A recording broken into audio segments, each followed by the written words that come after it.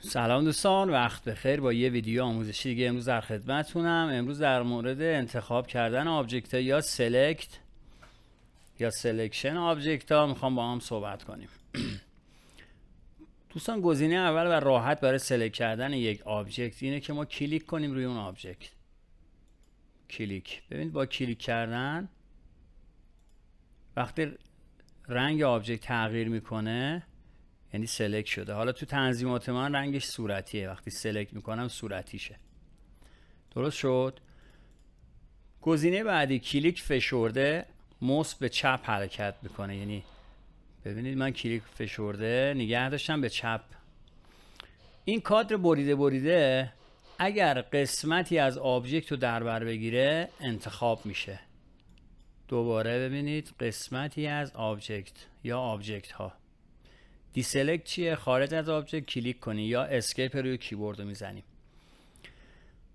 یا سلکت دیگه داریم کلیک فشرده چپ به راست. کادرمون ببینید یک پارچه است. این چه مزیتی داره نسبت به قبلی؟ این باید کاملا آبجکت داخل کادر قرار بگیره تا انتخاب شه. یه جاهایی که کار شلوغ شده، این حالا ویو تو شلوغ آبجکت های زیادی دارید و یه آبجکت رو میخواید انتخاب کنید، مثل این که تو دل این کره است. کلیک رو نگه میدارم، چپ به راست میام و اینو سلکت میکنه. سلکت دیگه توی سوپر سلکت ها شما مجموعی از کروا رو میتونید انتخاب کنید. کروای باز، بسته، کروای تخت، سرفیس ها، سرفیس بسته و الی آخر. از اینجا میتونیم بیام چیکار کنیم؟ سلکت کنیم یا کلوزت یا کلشو یا فقط صفحات بسته توی سوپر سلکت. یه سلکت دیگه داریم به نام سل براش. تایپ میکنیم سل براش به صورت براشه. میتونید کلیک و نگه دارید این شکلی و رایت کلیک. دوباره ببینید بچه‌ها رایت کلیک میکنم دستور قبلی فعال شه. کلیک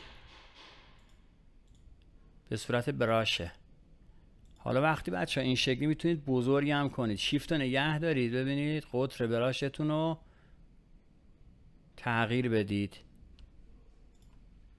ببینید قبل از اینکه کلیک کنم شیفت رو نگه میدارم، میتونید قطرش رو کوچیک بزرگ کنید.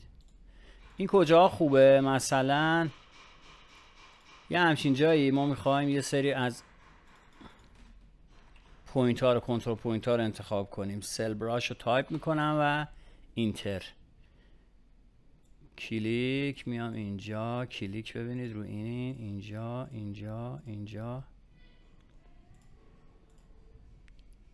و همین رایت کلیک. کنترل نگه میدارم، اینو دیسلکت میکنم. ببینید کنترل پوینت هایی که میخواستم اینا، این به راحتی. درست شد. حالا یه سلکت دیگه داریم به نام سل باکس. توی سلکت باکس این شکلیه که شما یه باکس، یه مکعب میتونید رسم کنید. مثلا بگید از این قسمت تا این قسمت پوینت ها و اینجا من اینا رو میخوام انتخاب کنم. دوباره سل باکس. ببینید میام از اینجا به صورت زاویه دار این قسمت و رو به بالا این قسمت رو میخوام انتخاب کنم. از سل باکس استفاده میکنیم. تا ویدیو بعدی، خدا نگهدار.